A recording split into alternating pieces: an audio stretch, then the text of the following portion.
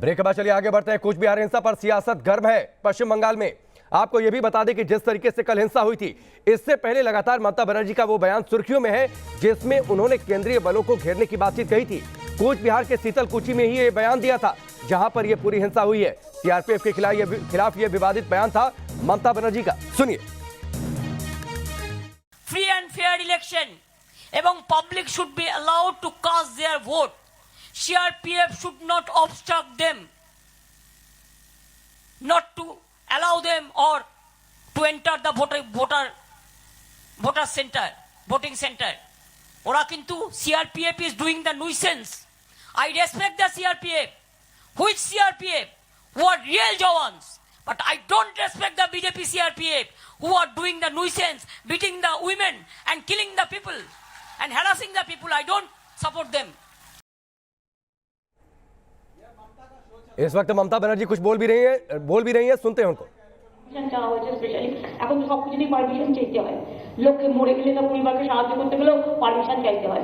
তাই ওদের সাথে কথা হয়ে গেছে, ওরা অ্যানাউন্স করবে গভর্নমেন্টের থেকে যেটা পাঁচ করে ওরা একটা দেবার কোনো একটা ব্যাপার একটা সিদ্ধান্ত নেওয়ার চেষ্টা করছে, সেটা আপনাদের বলে দেবে। প্লাস আমরা আমাদের দলের পক্ষ থেকে যেমন আমার নিজের খুব ফিলিংস হচ্ছে, এটা আমি কোড অফ কন্ডাক্ট ভাঙবো না আশা করি, কারণ আমার তো ভোট অ্যাকাউন্টে একটা টাকা আছে, যে টাকাটার মধ্যে আমি ভোটটা করতে পারি। আমার ভোটের লিমিটেশন, ভোটের সিলিং এর মধ্যে আমার যে টাকাটা বাঁচবে, ভোটের সিলিং এর মধ্যে খরচা করেও আমি অ্যাজ এ ক্যান্ডিডেট আমার যে টাকাটা বাঁচবে আমি সেই টাকাটাই পরিবারগুলোকে দেবো। এবং যারা গুলি খেয়েছে তাদেরও অনেকে হসপিটালে আছে। কাজেই আপনাদের কাছে আমি খুব দুঃখের সঙ্গে জানাচ্ছি। এবং আজকে আমরা যেহেতু ব্ল্যাক ডে ঘোষণা করছি, আমি নিজেও ব্ল্যাক এটা করেছি, আপনারা দেখেছেন। আমাদের অনেকগুলো, আমি বর্তমানেও ক্যান্ডেল র্যালি করব এই ঘটনার প্রতিবাদে। আমাদের ছেলে মেয়েদেরও বলা হয়েছে 2 থেকে 4টে সমস্ত ব্লকে ব্লকে হোম মিনিস্টারের রেজিগনেশন চেয়ে এই বর্বরচিত হত্যাকাণ্ডে, এটা genocide, it's a genocide. Why it's a genocide? দেখবেন গুলিগুলোকে স্প্রে করেছে। গুলি করতে হলে তুমি নিচে করবে, কোমরের নিচে কতগুলো সিস্টেম আছে, প্রত্যেকটা গুলি গলায় অথবা বুকে লেগেছে। 3টে টেস্ট আমি দেখেছি, যেটা হচ্ছে গুলি হয় গলায় নয় বুকে লেগেছে, জাস্ট স্প্রে করেছে মনে হচ্ছে গুলি। এবং সিআইএসএফ তাদের কাজ কি? তারা জানে না how to control the mob. The problem is CISF has no role to play about the controlling mob because they are specially sensitized for the industrial area. But instead of industrial area, they are being deployed because of this control the public, and they are not trained for that. They are not trained for that. Very unfortunate thing. And after that, they want to suppress of that. That's why they said 72 hours you cannot go. Okay, where the election is not there, there I can go. Where the election is already over, why can't I go? What is this system? You will kill the people, and after that I cannot meet the people. I cannot even sympathize to the people. What is this? I'm really sorry for that. এবং আপনাদের ছাড়া কাকে বলবো? কারণ মনে রাখবেন গণতন্ত্রে 3টে জিনিস ম্যাটার করে। একটা ইলেকশন কমিশন গণতন্ত্রকে রক্ষা করে, একটা বিচার। ममता बनर्जी को आप सुन रहे थे, ब्लैक डे मना रही हैं आज। उन्होंने कहा कि चुनाव आयोग का नाम बदल देना चाहिए, जो कोड ऑफ कंडक्ट है MCC कर देना चाहिए, मोदी कोड ऑफ कंडक्ट। ममता बनर्जी का ये स्टेटमेंट। लेकिन आपको ये भी बता दें कि भड़काऊ बयान देने में ममता बनर्जी अकेले नहीं है, उनके एक मंत्री हैं रविंद्रनाथ घोष, उन्होंने भी भड़काऊ बयान दिया था। तौसीफ, मैं शुरू आपसे करता हूं, हालांकि मैं जाना चाहता था ओम प्रकाश जी के पास, लेकिन शुरुआत आपसे करता हूं। आप जो शब्दों की मर्यादा सिखा रहे थे, उन शब्दों की मर्यादा के कुछ नायाब उदाहरण आपको देता हूं कि आपके नेता के पास शब्दों की मर्यादा और जानकारी कितनी है, और उसे आप क्या कहेंगे।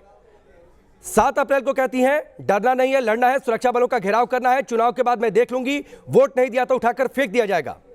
फिर कहती हैं इंच इंच की खबर रखती हूं, सेंट्रल पुलिस को जाने दो, हम ही रहेंगे यहां पर, उसके बाद क्या होगा, हाथ जोड़ोगे कि सेंट्रल पुलिस को कुछ और दिन छोड़ दो।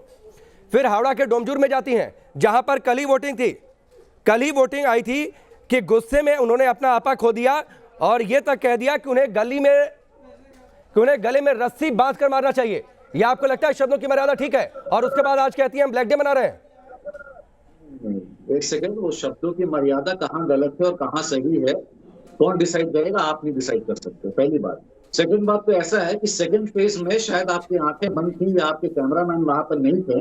सेकंड फेज में सीआरपीएफ को क्या हक है कि वो वोटर को जाने नहीं देंगे अंदर में इलेक्शन वोट देने के लिए? उसकी वीडियो में आपको अगर आप बोलिएगा मैं लाइव शेयर करूंगा। सीआरपीएफ को क्या हक है कि टीएमसी का छोटा सा क्लब को, टीएमसी को छोटे जो बूथ के बाहर वो स्लिप बांटने को जो जगह बनता है उसको तोड़ने का क्या हक है? ये सारे चीजों को देखने के बाद ही सीआरपीएफ की सारी इज्जत की जाती है बंगाल नहीं पूरे हिंदुस्तान में। और दीदी ने ये बार बार कहा कि मैं सीआरपीएफ की इज्जत करती हूँ, मैं इंडियन आर्मी की इज्जत करती हूँ, इसीलिए कह दिया घेराव कर लो, की तरफ में जो इसीलिए कह दिया घेराव कर लो। आज ब्लैक डे मना, नहीं सुनिए ना, आज इज्जत नहीं करते हम लोग। आज ब्लैक डे मना रही है ममता बनर्जी, आज टीएमसी ब्लैक डे मना रही है ना। अभी ममता बनर्जी ने कहा ब्लैक डे मना रही है, की बेइज्जती कर रहे हैं। अरे यूपी और बिहारी तो हम हमारे साथ बड़े हुए हैं भैया, उनकी बेइज्जती हम क्या करेंगे? अभी आपने कहा तौसीफ, अभी आपने कहा था यूपी बिहार वाले कौन होते हैं? बंगाली। अरे सुनिए, बंगाली मानुष की भावना को क्या समझेंगे? इस पर ब्लैक डे नहीं मनाएंगे आप? अरे यूपी बिहारियों के साथ तो बड़े हुए भैया, मगर गेरुआ गुंडा जो गेरुआ पकड़ के एक पाक रंग को पहनकर जो गुंडामू करता है यूपी में बैठ के, हम उसके खिलाफ। नहीं तो आज जो काला कपड़ा पहनकर, जो आतंकवादी बात करता है, जो काला कपड़ा पहनकर ममता बनर्जी आज प्रेस कॉन्फ्रेंस कर रही है, करेंगे। अरे सुनिए ना होने देंगे भैया, जो आज काला कपड़ा, बंगाल में काला कपड़ा आज शहीद दिवस बनेगा। एक शहीद दिवस था 21 जुलाई और अब से बनेगा शहीद दिवस, वो है 10। ठीक है, आप सुनने को तैयार नहीं है ना? शहीद दिवस ठीक है, एक मिनट सुन लीजिए। ओम प्रकाश जी, कितने लोगों की और जान जाएगी अभी पश्चिम बंगाल के चुनाव में? देखिए, जिनकी भी जान गई है उसके लिए बहुत दुख है। किसी की भी हत्या, किसी की भी मृत्यु का कारण हो तो उसका दुख है। कौन है कैसे हुआ, इस पर पूरी भारतीय जनता पार्टी को संवेदना है, लेकिन ये पार्टी का कहना है और इसका प्रमाण है, साक्ष्य है, ये सारा ममता बनर्जी का किया धरा है। एक रैली में एक मुख्यमंत्री का इस तरह का बयान, जिनकी बातों को जनता अन्य रूप में लेती है, मानती है, उनके समर्थक एक तरफ बोल रही है करछुल छोलनी लाओ, घर के सारे हमला कर दो महिलाओं को, एक जगह बोल रही है सीआरपीएफ पर हमला कर दो, रोक दो। तो ये सरासर उनका किया धरा है। वो ब्लैक डे मनाए या ऑरेंज डे मनाए, इससे कुछ आना जाना नहीं है। 2 मई के बाद वैसे भी उनको ब्लैक डे मनाना है। और बोलता हूँ, ये तौसीफ साहब हैं, तृणमूल के किसी के नेता के बाप की जागीर नहीं है पश्चिम बंगाल। हम लोग भी यहीं जन्म लिए, यहीं पैदा हुए, यहीं पले बड़े हैं। हम बाहरी हो जाते हैं और रोहिंग्या भीतरी हो जाते हैं। ये हम रोहिंग्या भीतरी हो जाते हैं। ममता बनर्जी नहीं, मानवीय आधार पर शेल्टर दिया जाएगा, हम बाहरी हैं। आप लोग जैसे तड़ीपार को एहसास नहीं हो सकता। आपका क्या चला जाएगा? 5 लोग क्या 50 लोग कोरोना में मर गए थे। अरे आप लोग घर नहीं ला सके थे अपने आदमियों को, आपको क्या एहसास होगा? 50 मरे, 5000 मरे, बिहार के लोग आपको क्या एहसास होगा? आपको एहसास नहीं होने वाला।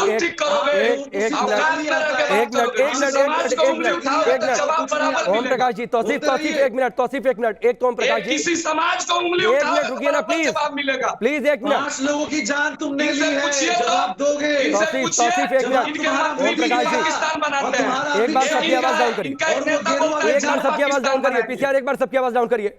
ओम प्रकाश जी, एक तो तुम तरह की भाषा नहीं चलेगी, चैनल पर है, नेशनल चैनल पर है, इसलिए थोड़ा सम्मानजनक बातों का आप इस्तेमाल करिए, सम्मानजनक शब्दों का इस्तेमाल करिए। मैं शब्दों की मर्यादा की बातचीत करता हूं तो सबके लिए करता हूं। दूसरी बात, टीएमसी के लोगों की भी हत्याएं हुई हैं, उनके मंत्री पर भी बम से हमला हुआ है, वो भी ब्लैक डे मनाए, तो ब्लैक डे मनाने में दिक्कत क्या है? नहीं, मैं सुनिए मेरी बात। आप तो पहले मुझे, मैं जितना देर बोला सभी लोग बोल रहे, मैं चुपचाप बैठा हूँ। एक राष्ट्रीय पार्टी का प्रवक्ता को आप चुपचाप बैठा कर रखे हैं, कोई बात नहीं, मैं बोलूंगा। नहीं तो आपके लिए 1 घंटे खोल दिया जाए क्या चैनल? नहीं, मैं आपसे जो बोल रहा हूँ सुनिए ना भाई, सुन लीजिए ना। वो बिहार यूपी के लोगों को बाहर ही बोलेंगे, हम यही जन्म लिए हावड़ा में, और मैं चुपचाप सुनूंगा। और मेरे नेता को बंदर बोलेंगे, वो गेरुआ वाला बंदर है, आतंकवादी है, और हम सुन लूंगा। इनके नेता बोलते हैं 4 पाकिस्तान बनाए, मैं सुन लूंगा।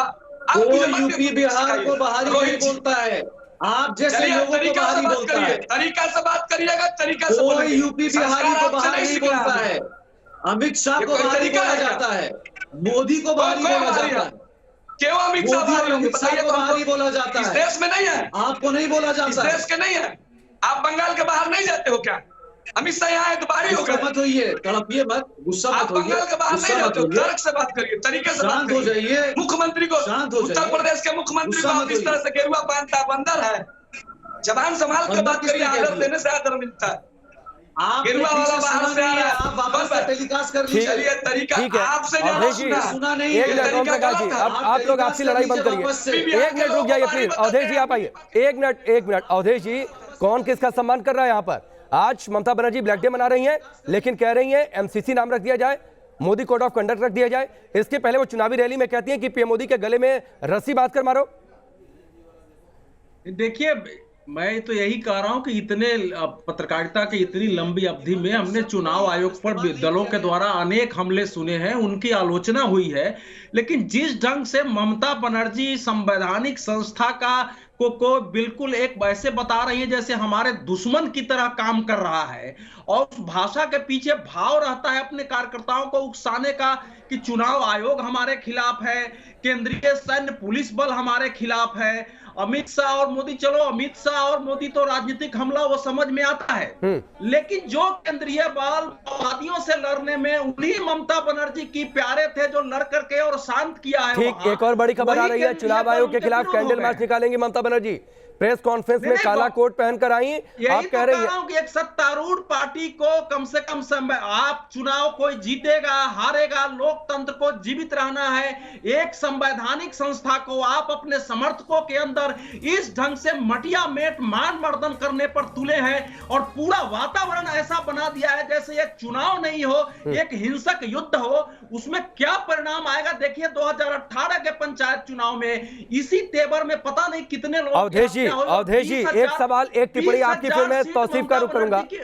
ठीक है, ब्रेक। एक लाइन सुनो ना, पंचायत चुनाव में 2018 में बिना लड़े 20,000 सीट जो है ममता बनर्जी की पार्टी जीत गई, कोई नॉमिनेशन डालने नहीं आया। तो ये जो स्थिति उनकी थी वही स्थिति कायम करने की रणनीति है, और ये आपत्तिजनक है, दुर्भाग्यपूर्ण है, और एक नागरिक के नाते हम सबको डराने वाला है। और वो स्थिति अवधेश जी नहीं हो पाई, इलेक्शन कमीशन ने सख्ती बरत दी, इसलिए आज ममता बनर्जी कह रही है कि मैं इलेक्शन कमीशन के खिलाफ ब्लैक डे मना रही हूं। ये भी देश के चुनावी इतिहास में पहली बार हो रहा है। सीधे तौसीफ आपके पास आता हूं, इलेक्शन कमीशन के खिलाफ ब्लैक डे जो देश के चुनावी इतिहास में पहली बार हो रहा है, जमीन खिसकने का डर, या फिर लग रहा है चुनावी समर हार रहे हैं इसलिए इलेक्शन कमीशन को खुद को विक्टिम बनाकर पेश कर दिया जाए?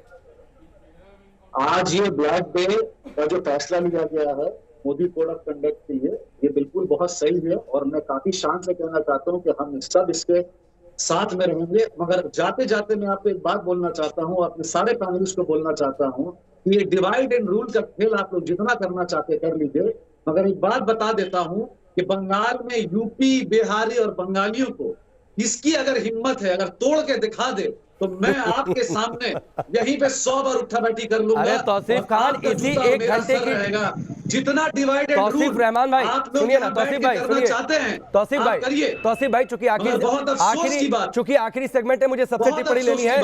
तौसीफ रहमान भाई, अरे तौसीफ भाई सुन लीजिए, ठीक है लड़ाई हो गई, सुन लीजिए ना तौसीफ भाई इसी आखिरी, सुनिए, सबके मुंह पे जूता लगे। इस एक घंटे की डिबेट को एक बार फिर से आप देख लीजिएगा।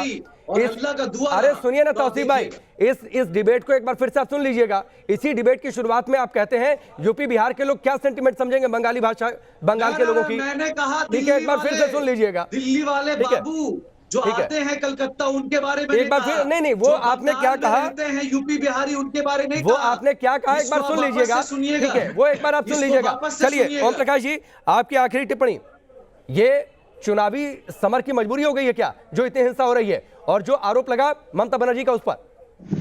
देखिए, ये 2011 में ममता बनर्जी ने कहा था सीपीएम और पुलिस का नेक्सस इतना है कि 12 दफे में चुनाव हो, केंद्रीय बाहिनी बुलाई जाए, और केंद्रीय बाहिनी आई और दीदी को सत्ता मिली।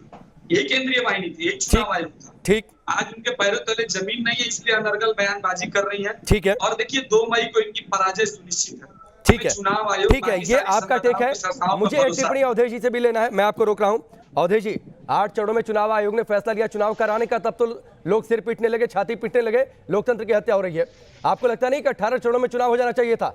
और एक तमिलनाडु है जहां पर 234 सीट है, एक चरण में चुनाव हो जाता है, कुछ नहीं होता है। नहीं, यही तो उदाहरण लेने की जरूरत है। बगल में हम लोग ये तौसीफ कहेंगे देखो बीजेपी का सपोर्ट करते हैं, असम में बीजेपी की सरकार है, कांग्रेस और एआईडीएफ के गठबंधन ने कुछ क्षेत्रों में कड़ी चुनौती दी है, लेकिन क्या सत्ता का उपयोग करके वहां हमले हो रहे हैं, मारकाट हो रहा है और हमसे चुनाव संपन्न हो गया? चुनाव आयोग को पश्चिम बंगाल की जो रिपोर्टें मिली थी 2019 में जो हिंसा हुई, 2018 पंचायत चुनाव में हुआ, 2016 में हुआ और लगातार एनसीआरबी के आंकड़े थे, उन सबको ध्यान रखते हुए चुनाव आयोग ने एक बेहतर निर्णय लिया था। हालांकि मैं स्वयं इस पक्ष में रहता हूं कि मतदान जल्दी कराया जाए, लेकिन पश्चिम बंगाल को पहले कांग्रेस ने, बाद में वाम दलों ने और फिर उन्हीं से लड़ करके और हिंसा का शिकार होकर आई ममता बनर्जी ने जिस ढंग से पूरे प्रदेश को हिंसक बनाया है, राजनीतिक हिंसा का प्रतिरूप बना दिया है, उसमें यही एकमात्र चुनाव आयोग के पास चारा था। आज तृणमूल कांग्रेस चुनाव आयोग की जितनी आलोचना करे, लेकिन इतिहास में चुनाव आयोग की प्रशंसा होगी कि जब लोकतंत्र का दमन हो रहा था, चुनाव आयोग अपने संवैधानिक अधिकारों के साथ गालियां सहते हुए, आरोप सहते हुए साहस और दृढ़ता के साथ खड़ा रहा है। ठीक है। और एक लाइन कर रहा हूं, तौसीफ जिस बूथ की बात कर रहे हैं, उस बूथ को चुनाव आयोग ने पर्यवेक्षक भेज करके वहां की रिपोर्ट मंगा ली कि कोई सीआरपीएफ का जवान किसी को मतदान करने से नहीं रोक रहा था। ठीक है। वक्त इतना ही है अवधेश जी, वक्त इतना ही है। आप सबका बहुत बहुत शुक्रिया। लेकिन एक अपील सभी राजनीतिक दलों से, ये भी चुनाव है, इससे युद्ध मत बनाइए। जनता सब देख रही है, समझ रही है। फिलहाल अभी के लिए बस इतना ही।